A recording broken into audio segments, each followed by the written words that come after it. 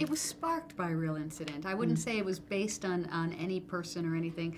It was sparked by a very brief encounter I had with a little child who had a very significant craniofacial difference. And, you know, it just got me thinking a lot about what it must be like to face a world that doesn't know how to face you back, you know, and I started writing from maybe as a point of exploration or atonement, because I didn't love the way I'd handled that situation that day. I'm not sure, but I started writing that very night.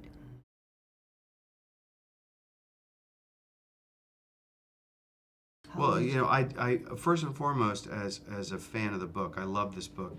I read it right after my son Theo was born, and I found it really spoke to me as a father of a son. Also as a fellow author, because I adapted my own book, The Perks of Being a Wallflower, and just knowing how much I was able to give to my movie as the author, not just as the writer-director, as the author. I knew that I had an invaluable resource with RJ. So I would bother her constantly. I ran everything by her. We talked about casting, we talked about script, we talked about really everything, the cut, the music, everything. And I knew that if I was able to please RJ, that I would be able to please the audience.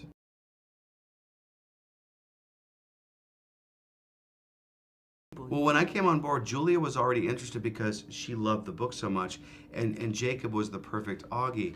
After I came on board, we auditioned many people and found Isabella Bidovich, who was fantastic as Via, and then Owen was a fun idea. We thought, you know, we all love Owen Wilson. He's so funny and he's so charming and warm, and I thought that I just had an instinct that his humor and his warmth, and also knowing what a fine actor he is, would be a very, very surprising addition as Nate.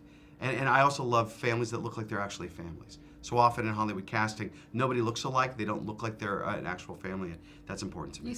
You sent me a little snapshot of Isabella with Julia and Owen early on, Yes. and they looked like a family.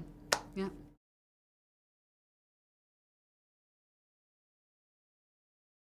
It was hard at times because, you know, as they say, don't make a movie with children, dogs, or makeup, and we had all of them. But you know, I love actors, and kids are great, and my only rule to the kids were know your lines. That's all I needed. That's the only rule that you have to follow. If you know your lines, the rest of it was just trying to encourage them to be spontaneous and have fun and not feel like they could ever make a mistake. Because in my experience, they can't. You know, it's how you teach children to do anything, whether it's mathematics or it's reading. It's the same thing with acting. One of my favorite things about the movie is the fact that they don't feel like performances. I feel like, you know, the movie has this really naturalistic feeling to it. You feel like you're just eavesdropping on ordinary kids in school.